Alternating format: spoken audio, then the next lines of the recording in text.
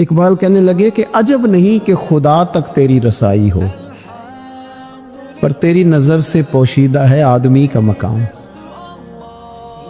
تو بندے کو ہی نہیں سمجھ سکا تو وہاں تک تو کیا جائے گا؟ جب تک سوچوں میں وسعت نہیں آتی۔ لیکن نا ڈاکٹر اقبال ہمیں کہتے ہیں کہ بازو تیرا توحید کی قوت سے قوی ہے، تو وطنوں میں سرحدوں میں اپنے آپ کو قید نہ کر، تو اللہ تبارک و تعالیٰ کا نائب ہے اور خدا کے فضل کا تیرے اوپر سایہ ہے۔ بازو تیرا توحید کی قوت سے قوی ہے، اسلام تیرا دیش ہے اور تو مصطفی ہے۔ تو اپنے مذہب کو اسلام جان، اپنے وطن کو، اور تھوڑی بڑی سوچ پیدا کر، تھوڑا بڑا۔ اور اقبال کہنے لگے وقت فرصت ہے کہاں، کام ابھی باقی ہے۔ ابھی آرام سے بیٹھ گئے ہو، ابھی آرام سے بیٹھ گئے ہو۔ ابھی تو دنیا میں رسول اللہ صلی اللہ علیہ وسلم کے نظام کے جھنڈے کو بلند کرنا تھا، حضور کی آفاقی تعلیمات سے پوری دنیا کو تم نے روشناس کرانا تھا۔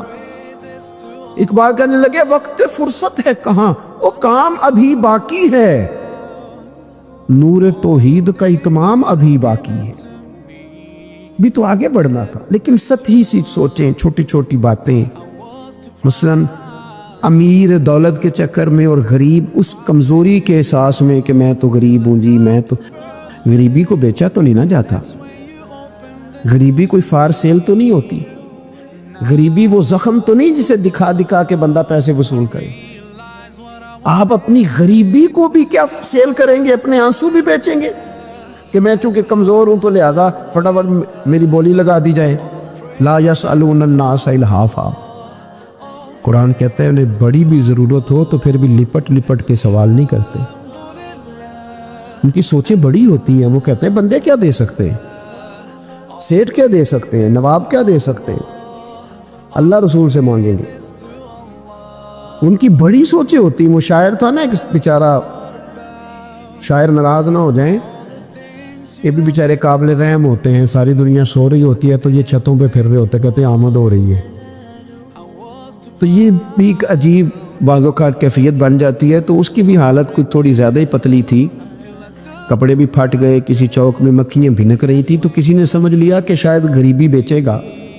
ایک بندہ سیٹ گزرا تو 5 روپے پھینک گیا، تو وہ شاعر اسے کہنے لگا جی اٹھا اپنے پیسے لے جا۔ کہنے لگا وہ آپ کو اس لیے دیں کہ آپ کو ضرورت تھی، بڑا خوددار آدمی تھا۔ کہنے لگا اگر ضرورت ہوگی تو میں رب سے مانگ لوں گا، اللہ سے مانگ لوں گا ضرورت پڑے گی تو۔ یہ آرزوئے کرم اور میں آپ سے کروں، یہ آرزوئے کرم اور میں آپ سے کروں، یہ بھیک اس کو دی ہے جس کا خدا نہ ہو۔ میں مانگ لوں گا، اللہ رسول مجھے دیتے ہیں۔ خودداری، عزت نفس، بڑی سوچ، بلند افکار، یہ ذات کا جو چنگل ہے نا، اس سے اپنے آپ کو آزاد کیا جائے۔ میری بات بن جائے، مجھے کو چودھری مان جائے، مجھے کو بڑا مان جائے، کسی کو پتہ چل جائے تعلق ہے، کسی کو پتہ چل جائے فلانے کا نام آتا ہے، کسی کو میں بھئی آپ کمزور ہو جائیں گے، آپ تو بھیک اور خیرات مانگنے لگے گے عزت کی۔ آپ کس چکر میں پڑ گئے؟ آپ اپنے ذہن کو بڑا کریں، نگاہ کو بلند کریں، معمولات اس طرح کے کریں۔ دیکھیں قرآن مجید کیا فرماتا ہے، اللہ کریم نے فرمایا کہ بندوں کی شان یہ ہے کہ وَيُطْعِمُونَ الطَّعَامَ عَلَىٰ حُبِّهِ، وہ لوگوں کو کھانا کھلاتے ہیں پر اللہ کی محبت میں کھلاتے ہیں، کھلاتے لوگوں کو ہیں، پیار پانا چاہتے ہیں رب کا۔ مسکینم و یتیمم و اسیرا، مسکین کو بھی، یتیم کو بھی اور قیدی کو بھی۔ کبھی اگلی آیت پر آپ غور کریں نا، فرمائے انما نطعمکم، بے شک وہ کھانا کھلاتے ہیں لوجہ اللہ، اللہ کی رضا کے لیے، لا نرید منکم، اور وہ نہیں چاہتے جزاء ولا شکورا، نہ وہ کوئی جزا مانگتے ہیں اور نہ ان کا دل کرتا ہے کہ ان کا شکریہ ہی ادا کریں، شکریہ کے لفظوں کا تکلف بھی نہیں چاہتے، ولا شکورا۔ شکریہ کے جملے بھی کوئی بولے انہیں پسند، کیوں؟ اس لیے کہ انما نطعمکم لوجہ اللہ، کیونکہ کھلایا جو اللہ کے لیے ہے۔ پھر کسی کو کہنا میرا احسان مند بن شکر گزار ہو، یہ بات درست نہیں ہوتی۔ میرے عزیز تھوڑی سی نا بڑی سوچ، ضروری نہیں کہ آپ سماجی ہوں، سیاسی ہوں، آپ کا بڑا رکھ رکھا ہو، یہ کچھ ضروری ہے؟ آپ کی سوچ بڑی ہو، ذہن میں وسعت ہو، آپ غریب آدمی ہو بھلے، آپ بات ملی کریں، آپ کو اظہار کرنا آتا ہو۔ میں نے پچھلے جمعے بتایا تھا کہ ایک صحابی نے بھوکے رہ کے مہمان کو کھانا کھلایا۔ ان کی اپنی حالت یہ تھی کہ ایک وقت کا کھانا نہیں تھا۔ آپ کے مزاج میں وسعت ہو، مزاج میں۔ بخاری شریف میں حدیث ہے، نبی پاک صلی اللہ تعالی وسلم کے سامنے سے ایک شخص گزرا، کریم محبوب علیہ السلام نے لوگوں سے پوچھا کہ اس کے بارے میں تمہاری کیا رائے ہے؟ عرض کی یا رسول اللہ بہت وزادار آدمی ہے، بڑا باوقار ہے، کوئی بھی بات کرے تو لوگ توجہ سے سنتے ہیں، کہیں پیغام نکاح دے تو اسے رشتہ مل سکتا ہے، کسی کی سفارش کرے تو قبول کی جا سکتی ہے۔ حضور زیر لب ہلکا سا مسکرائے اور خاموش ہو گئے۔ بڑے بڑے سیاسی سماجی لوگ ہوتے ہیں نا شہروں میں، وہ بیچارے مطلب ان کا بس نہیں چلتا کسی کی منت کرے کہ کہہ دو دفعہ مجھے چودھری صاحب، گزارش کرے کسی کا ترلا کرے کہ مہربانی کر دو دفعہ کہہ دے میں بڑا آدمی ہوں، بول دے صحیح۔ شیخ سعدی کہتے ہیں جس طرح لکڑی کو گھن کھا جاتی ہے، بڑے لوگوں کو خوشامد کھا جاتی ہے، کھوکھلا کر دیتی، صلاحیتیں ضائع ہو جاتی، تعریف کا اتنا شوق لگ جاتا ہے، اتنی لت لگ جاتی ہے تعریف۔ تو حضور خاموش ہو گئے۔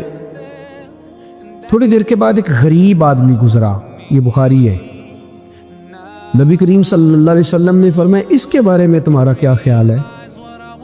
عرض کی یا رسول اللہ یہ تو غریب آدمی ہے، سادہ آدمی ہے، یہ کوئی بات کرے تو لوگ توجہ سے سنے نہ، پیغام نکاح دے تو کوئی اسے رشتہ بھی نہ دے، اور حضور یہ سفارش کرے تو قبول بھی نہ ہو۔ ایک بندہ پہلے گزر گیا جس کے بارے میں یہ تھا کہ بڑا جناب، لوگ اس کو جانتے، اس کی بات سنی جاتی، سفارش مانی جاتی، پیغام نکاح دے تو رشتے ملتے۔ اس کے بارے میں بالکل دوسرا مترادف اور الٹ تبصرہ کیا گیا، یا رسول اللہ یہ غریب آدمی ہے، اس کی وہ وزاداری نہیں۔ اب نتیجہ حضور نے بیان کرنا تھا، رزلٹ نبی پاک نے دینا تھا۔ حضور فرمانے لگے وہ جو تم نے کہا نا کہ بڑا وزادار ہے اور سفارشیں مانی جائیں اور پیغام نکاح قبول کیے جائیں، فرمایا اس طرح کے بندوں سے زمین ساری بھر بھی جائے تو پھر بھی یہ جو غریب گزرا ہے نا، یہ ان سب بندوں سے زیادہ افضل ہے۔ آپ کا کیا خیال ہے کہ نام کی تختیاں زیادہ لگی ہوں تو بندے کا رعب زیادہ ہے، اس نے بڑے افتتاح کیے ہوں تو اس کا رعب زیادہ ہے؟ تو میرے عزیز آپ بڑی سوچ، وسعت والی، بڑا کلیجہ، بڑا حوصلہ، نبی پاک صلی اللہ تعالی علیہ وسلم نا بڑی باتیں ارشاد فرماتے تھے۔ حضور کی کوئی ایک حدیث بھی، کبھی ایک حدیث پر بھی غور کرو گے تو عالمی سوچ ملے گی آپ کو، آفاقی بات، اس میں دنیا کی ساری حکمتیں پنہا نظر آئیں گی آپ کو۔ لیکن مسلمان اپنی گلی سے باہر نہیں آتا، اپنی برادری سے باہر نہیں آتا، اس کو یوں لگتا ہے کہ میرے گھر پیسے آ گئے نا، ایسی ہوا چلی ہے کہ ہر شخص سوچتا ہے اور تمام شہر جلے، بس ایک میرا گھر نہ جلے۔ حالانکہ سارے جل گئے تو کس کے ساتھ زندہ رہے گی؟ بستیاں اجڑ گئی تو کدھر جائے گا؟ آپ اپنی مزاجوں کے اندر وہ وسعت لائیں، وہ بڑائی پیدا کریں۔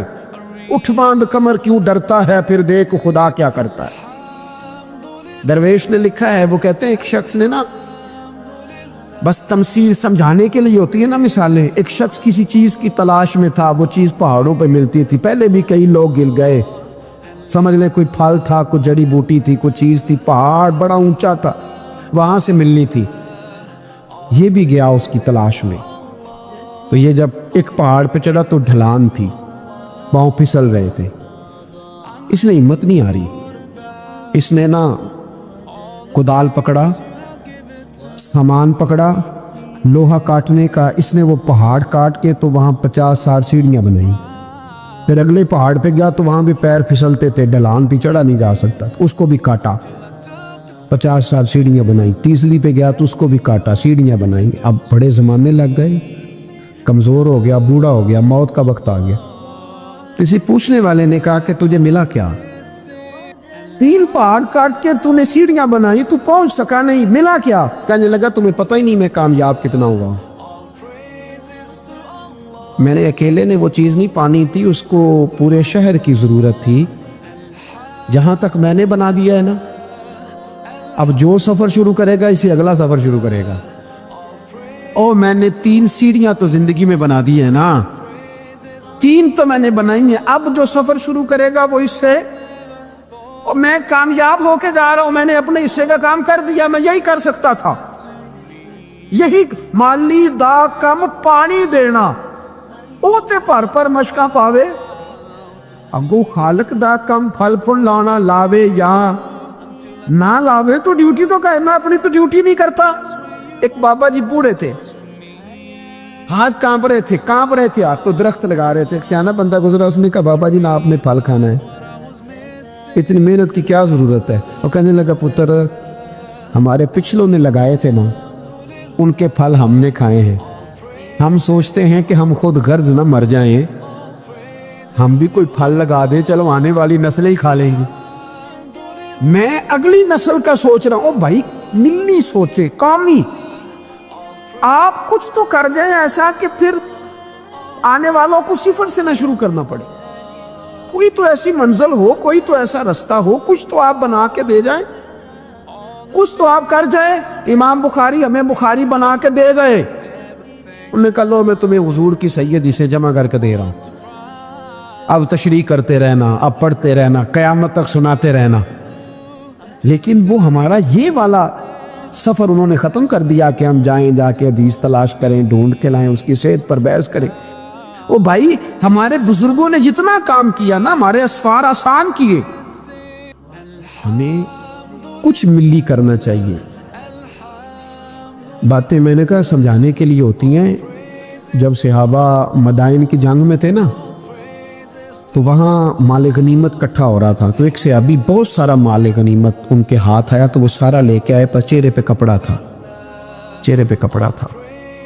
उन्होंने ला के वो माल गनीमत दिया, वापस जाने लगे तो लोगों ने पूछा यार तुम इतना माल ले आए हो, तुम रख भी सकते थे, हमें क्या पता था तुम्हारे पास है, तो नाम ही बता दो। तो कहने लगे नाम बताऊंगा तो क्या करोगे, तारीफ़ ही करोगे ना। मैं वो तारीफ़ कराना चाहता हूँ जो मेरे रब करीम की बारगाह से इनाम मिले और फरिश्तों की ज़ुबानों पे आए। तुम तो 1-2-4 मिनट के लिए करोगे, बात ख़त्म हो जाएगी। और फिर कहने लगे अगर तुमने ज़रूर ही करनी है ना, तो मेरा नाम छोड़ो, मेरे रब की तारीफ़ करो जो तारीफ़ के काबिल है। अल्हम्दुलिल्लाह रब्बिल आलमीन, उसकी करो तारीफ़। तुम्हें मैं क्यों नाम बताऊं? कहते वो चले गए सहाबी छोड़ के, तो लोगों को इतना तजस्सुस हुआ कि कोई पीछा कर रहा है, कोई उनके दोस्तों से पूछ रहा है, कोई उनके कबीले से पूछ रहा है। जब वो सारे लोग घूम रहे थे ना, अल्लाह अकबर, तो सहाबी से लोगों ने कहा कि आपके पीछे तो लोग लग गए हैं। कहने लगे देख लो, फिर अगर मैंने अपनी तारीफ़ें को रोकी थी तो मेरे रब ने जगह जगह मेरी तारीफ़ें करा दी, जगह जगह। और मेरे दिल में अभी भी नहीं है कि मेरी तारीफ़ की जाए। तारीफ़ उस रब की होनी चाहिए जो तारीफ़ के लायक है। हम ना सतही सोचे पैदा करते हैं, सतही। जहाब ने एक जगह पे लिखा है, उसने कहा ये जहाँ आज मंगला डैम है ना, यहाँ पहले मीरपुर शहर होता था। असल एक जंग में जब ये तबाह हुआ ना, तो बड़ा दर्द था शहर के पुराने लोगों में कि हमारा शहर फिर से आबाद हो जाए। कहते मेरी ड्यूटी थी, एक अफसर मेरे साथ और था, जीप में जा रहे थे, एक बूढ़ा आदमी उसकी बीवी साथ गधे पे 2 बोरियां रख के गुजर रहा है। हमारा गाड़ी करीब से गुजरने लगी तो हाथ दे के कहने लगा पुत्र बैतुल माल किधर है जहां माल जमा कराते हैं? हुकूमत की वजारत खजाना का दफ्तर कहाँ है? कहते मैंने बूढ़े को देखा और उसकी बीवी को देखा, दोनों, एक ने इस तरफ से बोरी पकड़ी, एक ने इस तरफ से, गधा चल रहा है। मैंने उनसे कहा बाबा किधर जा रहे हो और ये क्या है? कहने लगे पुत्र हमारा शहर तबाह हो गया है। तो मैंने और मेरी बीवी ने कई महीने लगा के मलबा साफ करके चांदी और सोना जमा किया है। ये 2 बोरियों में भरा है पुत्र, सही नज़र भी नहीं आता। ये पहुंचाना है ज़रा बैतुल माल में ताकि हमारा शहर फिर से बन जाए, हुकूमत के ख़जाने में पैसे आएं, ये बस्तियाँ फिर से आबाद हो जाए। ہمارے بزرگوں کی، ہمارے بڑوں کی یہاں قبریں ہیں، یہ شہر بستا رہے، ہنستا رہے، لوگ یہاں آتے رہے، کوئی ہماری قبروں پہ۔ کہتے ہیں میں نے بابے کے ہاتھ دیکھے تو چھالے سے بھرے ہوئے، اس کے کپڑے دیکھے تو پھٹے ہوئے، بوری سونے کی بھری ہوئی۔ کہتے ہیں میں رو پڑا، میں نے کہا تیرے قربان جاؤں، تو نے اتنی محنت کی ہے گھر بنانے کے لیے نہیں، شہر بسانے کے لیے۔ او بھائی کوئی شہر بسانے کو بھی تو محنت کرے نا۔ فرمایا لا اقسم بہذا البلد، محبوب مجھے اس شہر کی قسم ہو، کیوں؟ وانت حل بہذا البلد، اس لیے قسم ہو کہ محبوب آپ اس شہر میں جلوہ فرما ہے۔ اللہ نے قسم اٹھائی۔ حرمین شریفین مکہ مکرمہ اور مدینہ طیبہ یہ عظمتوں والی جگہیں ہیں، ان جگہوں کو اللہ نے شانیں عطا فرمائی، ان کو اللہ نے مرتبے اور مقام عطا فرمائی، ان کو اللہ تبارک و تعالیٰ نے بڑے اعزازات سے نوازا ہے۔ حج نہیں ہو رہا اس دفعہ، دنیا سے زیادہ لوگ نہیں جا رہے، چاہیے تو یہ تھا کہ لوگ بڑا شوق پیدا کرتے، ذہن کے اندر خیال آتا کہ میں اپنی تڑپ کو بڑھاؤں، لوگ روتے دعائیں مانگتے، لیکن ہم کہتے ہیں خیر صلی اگلے سال چلے جائیں گے۔ میری تو رائے یہ ہے کہ یہ جو اس دفعہ حج عمرہ کچھ عرصے کے لیے نہیں ہو رہا، تو اللہ تعالیٰ ہماری طلب بڑھانا چاہتا ہے، ذوق بڑھے، شوق بڑھے، خانہ کعبہ کے فضائل پڑھیں، مدینہ طیبہ کی عظمت کو سوچیں، نعتیں سنیں، وہ ذوق جو خاص کیفیت ہے اس کو پیدا کریں۔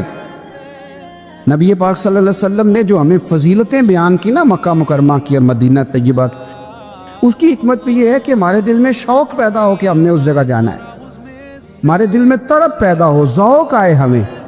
دیکھیں نبی پاک علیہ السلام نے فرمایا جو نماز تم اپنے گھر کے اندر پڑھو گے، ایک نماز کا اللہ تمہیں ثواب دے گا، جماعت کے ساتھ پڑھو گے تو 27 نمازوں کا ثواب، لیکن فرمایا وہی نماز اگر تم میری مسجد نبوی میں آ کے پڑھو گے تو اللہ 50,000 نمازوں کا ثواب عطا کرے گا، 50,000 نمازوں کا۔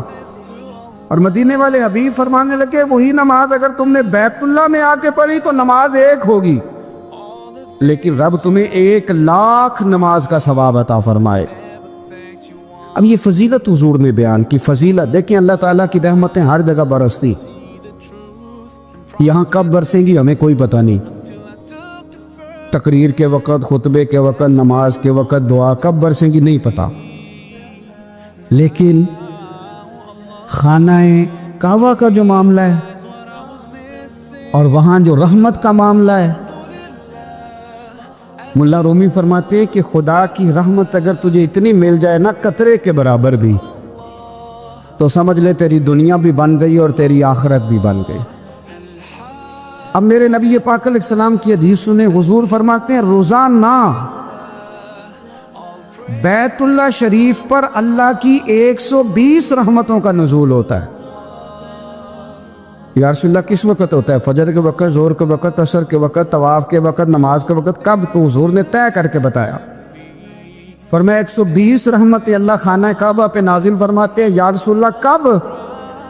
فرمایا 60 رحمتیں تو ان پہ برستی ہیں جو بیت اللہ کا طواف کرتے، اور فرمایا 40 رحمتیں اس پر برستی ہیں جو حرم شریف میں نماز پڑھتا ہے، اور حضور فرماتے ہیں کچھ بھی نہ کرے بس بیٹھ کے کعبے کی زیارت ہی کرتا رہے، 20 رحمتیں تو اللہ اسے بھی عطا فرما دے۔ کتنی مقدس جگہ ہے، وہاں جانے کا ذوق، وہاں جانے کی تڑپ، وہاں جانے کا شوق۔ ان لوگوں سے تھوڑا سا شکوہ ہے جو کہتے ہیں جی میں نے جی بڑی راج راج کے زیارت کر لیا، بس راج گئے، ختم ہو گئی بات۔ سنو، نبی پاک علیہ السلام نے 53 سال حیات ظاہرہ کے وہاں گزارے، 53 سال، لیکن جناب صدیق اکبر رضی اللہ تعالیٰ عنہ فرماتے ہیں قربان جاؤں، جس رات میرے کریم محبوب علیہ السلام ہجرت کی رات مکہ مکرمہ سے نکل رہے تھے تو حضور پلٹ پلٹ کے بیت اللہ کو دیکھتے، حضور پلٹ پلٹ کے دیکھتے تھے، اور پھر میرے محبوب کریم علیہ السلام نے پلٹ کے کعبے کی طرف دیکھ کے فرمایا بیت اللہ تو مجھے بڑا ہی پیارا ہے، تو مجھے بڑا ہی پیارا ہے، اے شہر مکہ تو مجھے بڑا ہی پیارا ہے۔ فرمایا اگر میری قوم مجھے پریشان نہ کرتی میں تجھے کبھی چھوڑ کے نہ جاتا۔ 53 साल रहने के बावजूद भी हुजूर का बैतुल्लाह से प्यार, नबी पाक की उस शहर के साथ वबस्तगी, वो दिलचस्पी, वो ज़ौक़, वो शौक़, वो कैफियत क्यों मान पड़ते जा रहे हैं हमारे जज्बे। हमारे सियासत की बातें रोज़ होने लगी है, बहसों की बातें रोज़ होती, लेकिन अपना इश्क मजबूत करने की बात, आप यकीन करें ये जो इश्क होता है ये बंदे को आज़ाद कर देता है, ये बंदे को इश्क आज़ाद कर देता है। आला हज़रत फरमाते हैं, ए इश्क तेरे सदके जलने से छुटे सस्ते, जो आग बुझा देगी वो आग लगाई है। और अल्लामा इकबाल कहने लगे, इकबाल समझाते हैं, वो कहते हैं बुझी इश्क की आग अंधेर है, अब मुसलमान नहीं अब खाक का ढेर है। कहते हैं बगैर इश्क के ना कोई काम भी, नमाज भी बगैर इश्क के पढ़ी जाती है तो कोई मज़ा ही नहीं देती, बंदे कहते हैं दिल ही नहीं लगता। पीरी मुरीदी है बगैर इश्क के ऐसी बस रस्म रुस्म ही है, ठीक है गुजारा चल रहा है। कुरान शरीफ की तिलावत है तो बगैर इश्क के कैसे कैफियत चलेंगी। अल्लाह रसूल के साथ प्यार है तो कोई दिलचस्पी नहीं, कोई शौक़ नहीं, कोई कैफियत। आप यकीन करें कुछ बंदों पे बंदे को तड़प आ जाती है, शौक़ आ जाता है, यार ये इसको कैसे निकाल लेंगे, किस तरह का प्यार करता है। आके बैठा रहता है, चुप करके बैठा रहता है, कहता है जी कोई काम नहीं, बस 10 मिनट मिलना है। बंदे को उस बंदे पर वैसे ही प्यार आ जाता है। कुछ ऐसे संगी होते हैं जो आस्थानों पे 10-10 चक्कर लगा के आते, शिकवा नहीं करते कि मैं 100 दफ़ा भी आया हूँ, फलाने हजरत मिले नहीं। वो वारफ्तगी है, वो शौक़ है हमारा। जब तक अल्लाह रसूल के साथ रिश्ता इश्क का था, प्यार का था, ज़ौक़ का था, दर्द का था, खुलूस का था, आप यकीन करें तबीयतें जमी हुई थी। नबी पाक ने ना हमें तकलीफ़ में रह के प्यार करने का दर्स दिया। बुखारी मुस्लिम में हदीस है, हुजूर अपने मदीने की शान बयान करने लगे। हुजूर फरमाने लगे, महबूब फरमाते यमन फतह होगा तो वहाँ खेत अच्छे होंगे, खलियान अच्छे होंगे, कारोबार अच्छे होंगे, तो कुछ लोग मदीने वाले वहाँ जाके रहने लग जाएंगे, आबाद हो जाएंगे। लेकिन हुजूर फरमाते अल मदीना तो खैरुल लहुम लौ कानू यअलमून। बात को समझना, फरमाया कि वहाँ खेत खलियान अच्छे हैं, उनका कारोबार वहाँ ज़्यादा चलेगा। लेकिन रसूल करीम ने फरमाया मदीना ही उनके लिए बेहतर था, काश वो इस बात को जान ले। फरमाया फिर इराक फतह होगा तो वहाँ भी कुछ लोग चले जाएंगे, कारोबार उनका अच्छा चल जाएगा, वहाँ रहने लगेंगे। लेकिन फरमाया अल मदीना तो खैरुल लहुम लौ कानू यअलमून। फरमाया मदीना ही उनके लिए बेहतर था, काश वो समझ लेते। और मेरे नबी पाक अलैहिस्सलाम ने फरमाया जो मदीने में डटे रहेंगे और मदीने की तकलीफ़ों पर सब्र करेंगे, अज़ियतों पर सब्र करेंगे, फरमाया अगर वो गुनाहगार होंगे मदीने में रहने वाले तो मैं क़यामत में उनकी सिफारिश करूँगा, और अगर नेकोकार होंगे तो मैं अल्लाह की बारगाह में उनकी नेकियों पर गवाह बन जाऊँगा, गोया मैं उनके साथ रहूँगा। मदीने के साथ नबी पाक की जो मोहब्बत है, हुजूर का जो प्यार है, जिस रात मेरे नबी पाक सल्लल्लाहु अलैहि वसल्लम मक्का मुकरमा से निकल रहे थे ना मदीना तैयबा जाने के लिए, तो हुजूर ने दुआ फरमाई, कहा ए अल्लाह तूने मुझे उस शहर से निकाला जो मुझे बड़ा ही प्यारा था। ए अल्लाह यहाँ बड़ी यादें थीं, बड़ा प्यार था, तूने वहाँ से निकाला जो मुझे बड़ा प्यारा था। ए अल्लाह अब तू मुझे उस शहर में दाखिल फरमा जो तुझे बड़ा प्यारा है, वहाँ दाखिल फरमा जो तुझे बड़ा प्यारा है। मदीना तैयबा के लिए नबी पाक ने दुआ फरमाई, कहा है अल्लाह तेरे नबी इब्राहीम अलैहिस्सलाम ने मक्के के लिए दुआ की थी, मैं मदीने के लिए दुआ कर, अल्लाह मदीने में दुगनी बरकत अता फरमा।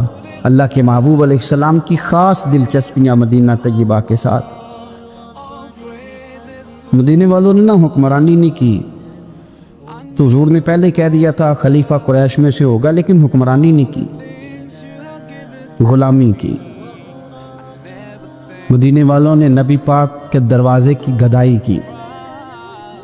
मदीने वाले हर मैदान में हुजूर के सामने खड़े हुए दुश्मन के मुकाबले में।